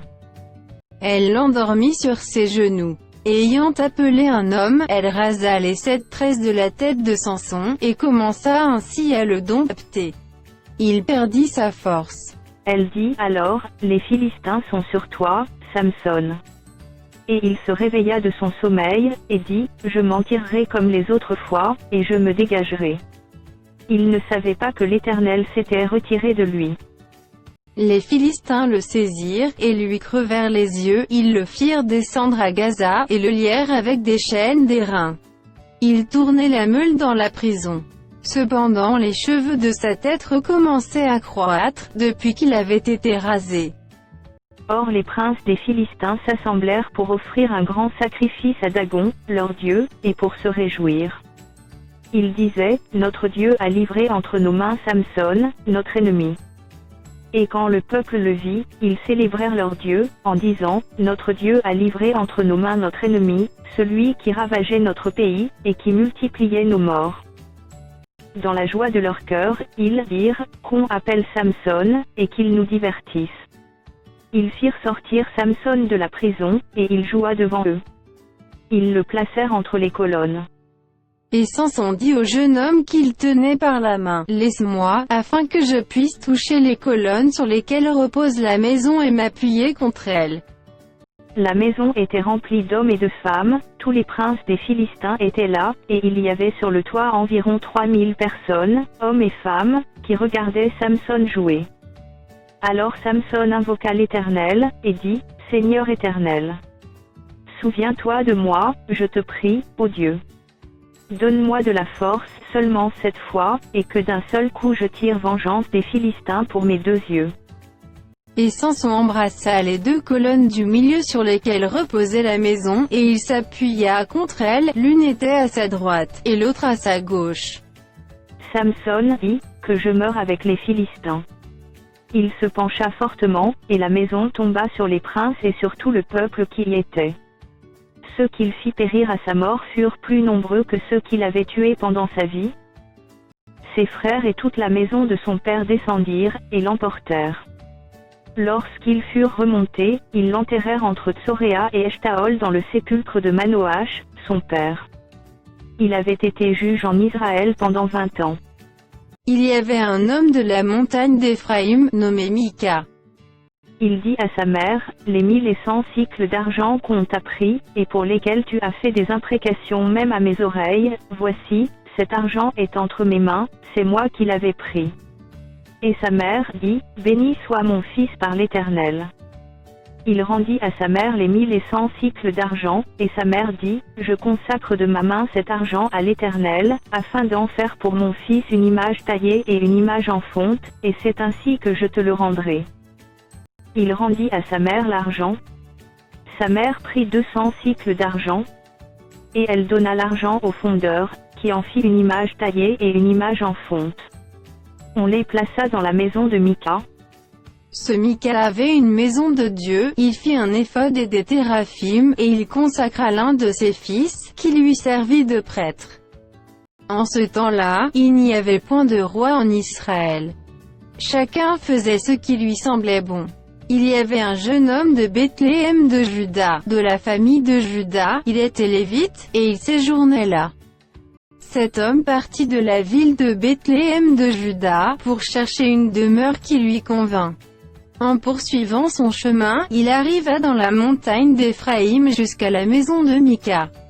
Mika lui dit, « D'où viens-tu » Il lui répondit, « Je suis lévite de Bethléem de Juda, et je voyage pour chercher une demeure qui me convienne. » Mika lui dit, « Reste avec moi, tu me serviras de père et de prêtre, et je te donnerai 10 cycles d'argent par année, les vêtements dont tu auras besoin, et ton entretien. » Et le Lévite entra. Il se décida ainsi à rester avec cet homme, qui regarda le jeune homme comme l'un de ses fils. Mika consacra le Lévite, et ce jeune homme lui servit de prêtre et demeura dans sa maison. Et Mika dit, « Maintenant, je sais que l'Éternel me fera du bien, puisque j'ai ce Lévite pour prêtre. » En ce temps-là, il n'y avait point de roi en Israël, et la tribu des Danites se cherchait une possession pour s'établir, car jusqu'à ce jour il ne lui était point échu d'héritage au milieu des tribus d'Israël. Les fils de Dan prirent sur eux tout, parmi leurs familles, 5 hommes vaillants, qui l'envoyèrent de Tsoréa et d'Eshtaol, pour explorer le pays et pour l'examiner. Ils leur dirent, allez, examinez le pays. Ils arrivèrent dans la montagne d'Éphraïm jusqu'à la maison de Mika, et ils y passèrent la nuit. Comme ils étaient près de la maison de Mika, ils reconnurent la voix du jeune Lévite, s'approchèrent et lui dirent, qui t'a amené ici? Que fais-tu dans ce lieu? Et qu'as-tu ici? Il leur répondit, Mika fait pour moi telle et telle chose, il me donne un salaire, et je lui sers de prêtre. Ils lui dirent, consulte Dieu, afin que nous sachions si notre voyage aura du succès. Et le prêtre leur répondit, allez en paix, le voyage que vous faites est sous le regard de l'Éternel. Les 5 hommes partirent, et ils arrivèrent à Laï. Ils virent le peuple qui y était vivant en sécurité à la manière des Sidoniens, tranquille et sans inquiétude, il n'y avait dans le pays personne qui leur fit le moindre outrage en dominant sur eux, ils étaient éloignés des Sidoniens, et ils n'avaient pas de liaison avec d'autres hommes. Ils revinrent auprès de leurs frères à Tsoréa et Eshtaol, et leurs frères leur dirent, quelle nouvelle apportez-vous? Allons, répondirent-ils, montons contre eux, car nous avons vu le pays, et voici, il est très bon. Quoi? Vous restez sans rien dire. Ne soyez point paresseux à vous mettre en marche pour aller prendre possession de ce pays. Quand vous y entrerez, vous arriverez vers un peuple en sécurité. Le pays est vaste, et Dieu l'a livré entre vos mains, c'est un lieu où rien ne manque de tout ce qui est sur la terre. 600 hommes de la famille de Dan partirent de Tsoréa et d'Eshtaol, munis de leurs armes de guerre. Ils montèrent et campèrent à Kirjath-Jarim en Juda. C'est pourquoi ce lieu, qui est derrière Kirjath-Jarim, a été appelé jusqu'à ce jour Machané-Dan. Ils passèrent de là dans la montagne d'Éphraïm, et ils arrivèrent jusqu'à la maison de Mika. Alors les 5 hommes qui étaient allés pour explorer le pays de Laï prirent la parole et dirent à leurs frères, « Savez-vous qu'il y a dans ces maisons-là un éphod, des téraphim, une image taillée et une image en fonte? Voyez maintenant ce que vous avez à faire. » Ils s'approchèrent de là, entrèrent dans la maison du jeune Lévite, dans la maison de Mika, et lui demandèrent comment il se portait. Les 600 hommes d'entre les fils de Dan, munis de leurs armes de guerre, se tenaient à l'entrée de la porte. Et les 5 hommes qui étaient allés pour explorer le pays montèrent et entrèrent dans la maison, ils prirent l'image taillée, elle est faux, les téraphim, et l'image en fonte, pendant que le prêtre était à l'entrée de la porte avec les 600 hommes munis de leurs armes de guerre. Lorsqu'ils furent entrés dans la maison de Mika, et qu'ils eurent pris l'image taillée, elle est faux, les téraphim, et l'image en fonte, le prêtre leur dit, « Que faites-vous » Ils lui répondirent, « Tais-toi, mets ta main sur ta bouche, et viens avec nous, tu nous serviras de père et de prêtre. Vaut-il mieux que tu serves de prêtre à la maison d'un seul homme, ou que tu serves de prêtre à une tribu et à une famille en Israël ?»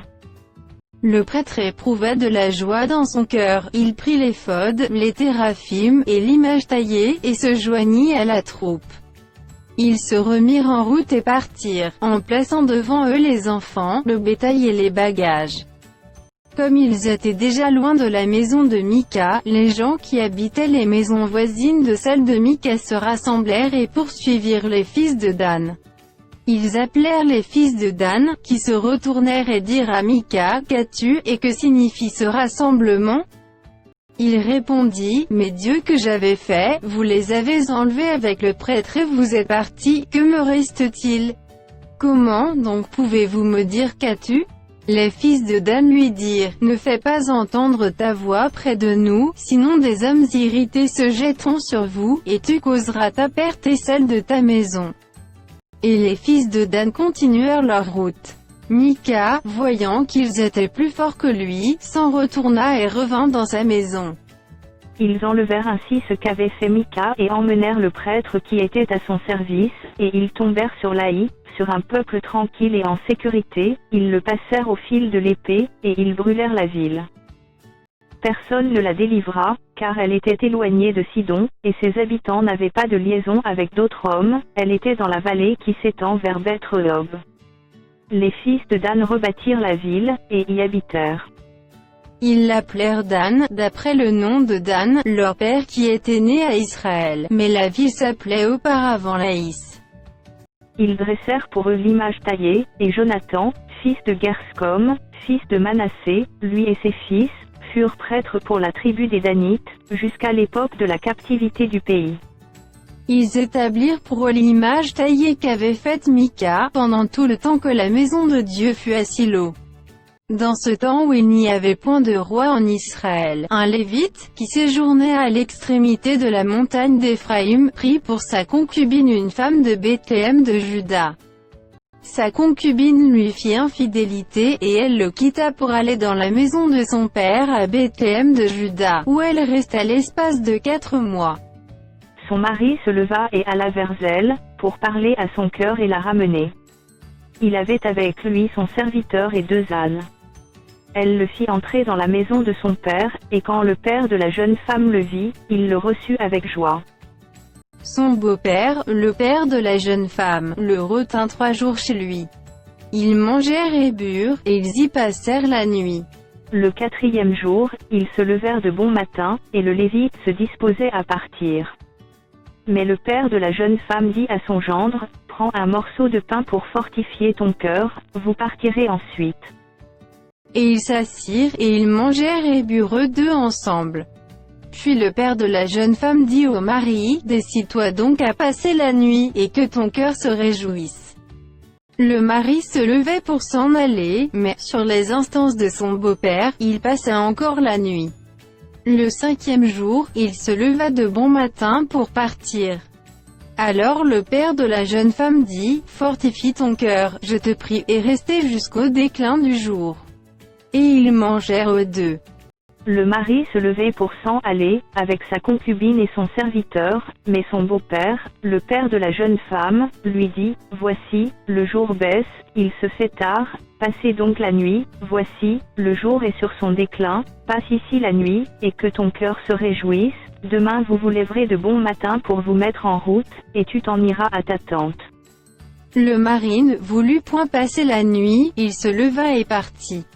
Il arriva jusque devant Jébus, qui est Jérusalem, avec les 2 ânes bâtés et avec sa concubine. Lorsqu'ils furent près de Jébu, le jour avait beaucoup baissé. Le serviteur dit alors à son maître, « Allons, dirigeons-nous vers cette ville des Jébusiens, et nous y passerons la nuit. » Son maître lui répondit, « Nous n'entrerons pas dans une ville d'étrangers, où il n'y a point d'enfants d'Israël, nous irons jusqu'à Gibéa. » Il dit encore à son serviteur, « Allons, approchons-nous de l'un de ces lieux, Gibéa ou Rama, et nous y passerons la nuit. » Ils continuèrent à marcher, et le soleil se coucha quand ils furent près de Gibéa, qui appartient à Benjamin. Ils se dirigèrent de ce côté pour aller passer la nuit à Gibéa. Le Lévite entra, et il s'arrêta sur la place de la ville. Il n'y eut personne qui les reçût dans sa maison pour qu'il y passasse la nuit. Et voici, un vieillard revenait le soir de travailler au champ. Cet homme était de la montagne d'Éphraïm, il séjournait à Gibéa, et les gens du lieu étaient benjamites. Il leva les yeux, et vit le voyageur sur la place de la ville. Et le vieillard lui dit, « Où vas-tu, et d'où viens-tu » Il lui répondit, « Nous allons de Bethléem de Juda jusqu'à l'extrémité de la montagne d'Éphraïm, d'où je suis. J'étais allé à Bethléem de Juda, et je me rends à la maison de l'Éternel. Mais il n'y a personne qui me reçoive dans sa demeure. Nous avons cependant de la paille et du fourrage pour nos ânes, nous avons aussi du pain et du vin pour moi, pour ta servante, et pour le garçon qui est avec tes serviteurs. Il ne nous manque rien. » Le vieillard dit, « Que la paix soit avec toi. Je me charge de tous tes besoins, tu ne passeras pas la nuit sur la place. » Il les fit entrer dans sa maison, et il donna du fourrage aux ânes. Les voyageurs se lavèrent les pieds, puis ils mangèrent et burent. Pendant qu'il était à se réjouir, voici, les hommes de la ville, gens pervers, entourèrent la maison, frappèrent à la porte, et dirent au vieillard, « Maître de la maison, fais sortir l'homme qui est entré chez toi, pour que nous le connaissions. » Le maître de la maison, se présentant à eux, leur dit, « Non, mes frères, ne faites pas le mal, je vous prie, puisque cet homme est entré dans ma maison, ne commettez pas cette infamie. Voici, j'ai une fille vierge, et cet homme a une concubine, je vous les amènerai dehors, vous les déshonorerez, et vous leur ferez ce qu'il vous plaira. Mais ne commettez pas sur cet homme une action aussi infâme. » Ces gens ne voulurent point l'écouter. Alors l'homme prit sa concubine, et la leur amena dehors. Ils la connurent, et ils abusèrent d'elle toute la nuit jusqu'au matin, puis ils la renvoyèrent au lever de l'aurore. Vers le matin, cette femme alla tomber à l'entrée de la maison de l'homme chez qui était son mari, et elle resta là jusqu'au jour. Et le matin, son mari se leva, ouvrit la porte de la maison, et sortit pour continuer son chemin. Mais voici, la femme, sa concubine, était étendue à l'entrée de la maison, les mains sur le seuil. Il lui dit, « Lève-toi, et allons-nous-en. » Elle ne répondit pas. Alors le mari la mit sur un âne, et partit pour aller dans sa demeure. Arrivé chez lui, il prit un couteau, saisit sa concubine, et la coupa membre par membre en 12 morceaux, qu'il envoya dans tout le territoire d'Israël. Tous ceux qui virent cela dirent, « Jamais rien de pareil n'est arrivé et ne s'est vu depuis que les enfants d'Israël sont montés du pays d'Égypte jusqu'à ce jour. Prenez la chose à cœur, consultez-vous, et parlez. » Tous les enfants d'Israël sortirent, depuis Dan jusqu'à Beersheba et au pays de Galad, et l'assemblée se réunit comme un seul homme devant l'Éternel à Mitzpa. Les chefs de tout le peuple, toutes les tribus d'Israël, se présentèrent dans l'assemblée du peuple de Dieu, 400 000 hommes de pied, tirant l'épée. Et les fils de Benjamin apprirent que les enfants d'Israël étaient montés à Mitzpa. Les enfants d'Israël dirent, « Parlez, comment ce crime a-t-il été commis ?» Alors le Lévite, le mari de la femme qui avait été tuée, prit la parole, et dit, « J'étais arrivé, avec ma concubine, à Gibéa de Benjamin, pour y passer la nuit. Les habitants de Gibéa se sont soulevés contre moi, et ont entouré pendant la nuit la maison où j'étais. Ils avaient l'intention de me tuer, et ils ont fait violence à ma concubine, et elle est morte. J'ai saisi ma concubine, et je l'ai coupée en morceaux, que j'ai envoyée dans tout le territoire de l'héritage d'Israël, car ils ont commis un crime et une infamie en Israël. Vous voici tous, enfants d'Israël, consultez-vous, et prenez ici une décision.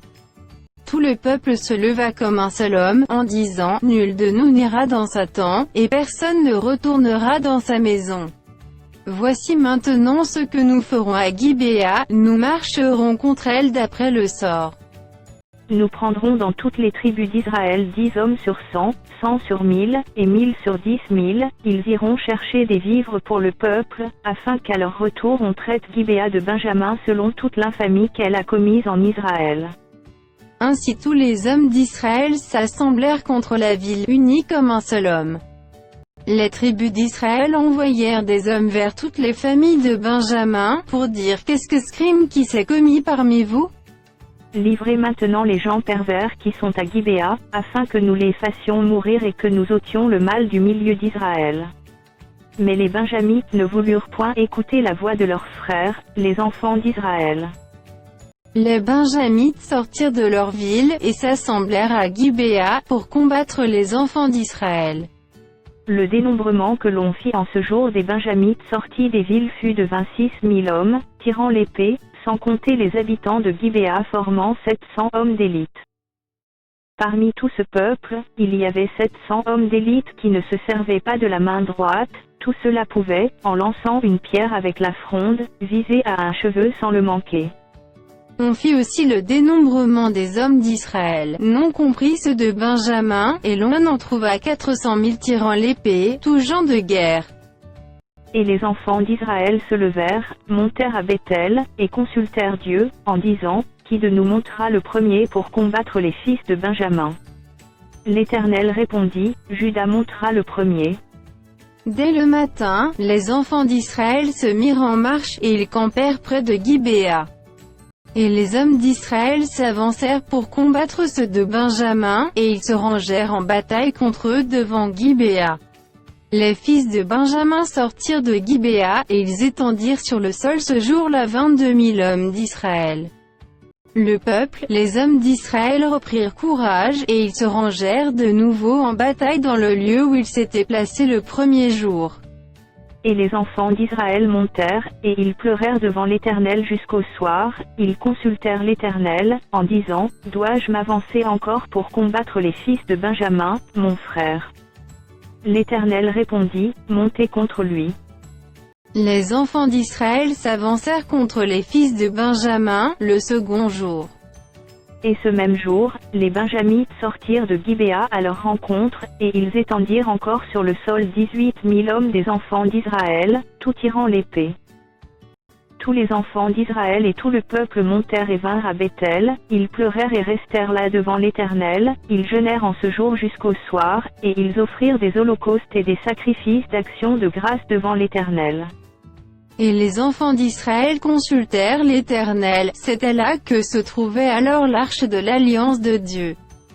Et c'était Phiné, fils d'Éléazar, fils d'Aaron, qui se tenait à cette époque en présence de Dieu, et ils dirent, dois-je marcher encore pour combattre les fils de Benjamin, mon frère, ou dois-je m'en abstenir? L'Éternel répondit, montez, car demain je les livrerai entre vos mains. Alors Israël plaça une embuscade autour de Gibéa. Les enfants d'Israël montèrent contre les fils de Benjamin, le troisième jour, et ils se rangèrent en bataille devant Gibéa, comme les autres fois. Et les fils de Benjamin sortirent à la rencontre du peuple, et ils se laissèrent attirer loin de la ville. Ils commencèrent à frapper à mort parmi le peuple comme les autres fois, sur les routes dont l'une monte à Béthel et l'autre à Gibéa par la campagne, et ils tuèrent environ 30 hommes d'Israël. Les fils de Benjamin disaient, les voilà battus devant nous comme auparavant. Mais les enfants d'Israël disaient, fuyons, et attirons-les loin de la ville dans les chemins. Tous les hommes d'Israël quittèrent leur position, et se rangèrent à Baal-Tamar, et l'embuscade d'Israël s'élança du lieu où elle était, de Mar et Gibéa. 10 000 hommes choisis sur tout Israël arrivèrent devant Gibéa. Le combat fut rude, et les Benjamites ne se doutaient pas du désastre qu'ils allaient éprouver. L'Éternel battit Benjamin devant Israël, et les enfants d'Israël tuèrent ce jour-là 25 100 hommes de Benjamin, tous tirant l'épée. Les fils de Benjamin regardaient comme battus les hommes d'Israël, qui cédaient du terrain à Benjamin et se reposaient sur l'embuscade qu'ils avaient placée contre Gibéa. Les gens en embuscade se jetèrent promptement sur Gibéa, ils se portèrent en avant et frappèrent toute la ville du tranchant de l'épée. Suivant un signal convenu avec les hommes d'Israël, ceux de l'embuscade devaient faire monter de la ville une épaisse fumée. Les hommes d'Israël firent alors volte-face dans la bataille. Les Benjamites leur avaient tué déjà environ 30 hommes, et ils disaient, « Certainement les voilà battus devant nous comme dans le premier combat. » Cependant une épaisse colonne de fumée commençait à s'élever de la ville. Les Benjamites regardèrent derrière eux, et voici, de la ville entière les flammes montaient vers le ciel. Les hommes d'Israël avaient fait volte-face, et ceux de Benjamin furent épouvantés, en voyant le désastre qui allait les atteindre. Ils tournèrent le dos devant les hommes d'Israël, et s'enfuirent par le chemin du désert. Mais les assaillants s'attachèrent à leurs pas, et ils détruisirent pendant le trajet ceux qui étaient sortis des villes. Ils enveloppèrent Benjamin, le poursuivirent, l'écrasèrent dès qu'il voulait se reposer, jusqu'en face de Gibéa du côté du soleil levant. Il tomba 18 000 hommes de Benjamin, tout vaillants. Parmi ceux qui tournèrent le dos pour s'enfuir vers le désert au rocher de Rimon, les hommes d'Israël en firent périr 5 000 sur les routes, ils les poursuivirent jusqu'à Gidéom, et ils en tuèrent 2 000. Le nombre total des Benjamites qui périrent ce jour-là fut de 25 000 hommes tirant l'épée, tout vaillants. 600 hommes, qui avaient tourné le dos et qui s'étaient enfuis vers le désert au rocher de Rimon, demeurèrent là pendant 4 mois. Les hommes d'Israël revinrent vers les fils de Benjamin, et ils les frappèrent du tranchant de l'épée, depuis les hommes des villes jusqu'au bétail, et tout ce que l'on trouva. Ils mirent aussi le feu à toutes les villes qui existaient. Les hommes d'Israël avaient juré à Mitzpah, en disant, « Aucun de nous ne donnera sa fille pour femme à un Benjamite. » Le peuple vint à Béthel, et il y resta devant Dieu jusqu'au soir. Ils élevèrent la voix, ils versèrent d'abondantes larmes. Et ils dirent, « Ô Éternel, Dieu d'Israël, pourquoi est-il arrivé en Israël qu'il manque aujourd'hui une tribu d'Israël ?» Le lendemain, le peuple se leva de bon matin, ils bâtirent là un autel, et ils offrirent des holocaustes et des sacrifices d'action de grâce. Les enfants d'Israël dirent, « Quel est celui d'entre toutes les tribus d'Israël qui n'est pas monté à l'assemblée devant l'Éternel ?» Car on avait fait un serment solennel contre quiconque ne monterait pas vers l'Éternel à Mispa, on avait dit, « Il sera puni de mort. » Les enfants d'Israël éprouvaient du repentir au sujet de Benjamin, leur frère, et ils disaient, « Aujourd'hui une tribu a été retranchée d'Israël. Que ferons-nous pour procurer des femmes à ceux qui ont survécu, puisque nous avons juré par l'Éternel de ne pas leur donner de nos filles pour femmes ?» Ils dirent donc, « Y a-t-il quelqu'un d'entre les tribus d'Israël qui ne soit pas monté vers l'Éternel à Mitzpah ?» Et voici, personne de Jabès en Galaad n'était venu au camp, à l'assemblée. On fit le dénombrement du peuple, et il n'y avait là aucun des habitants de Jabès en Galaad.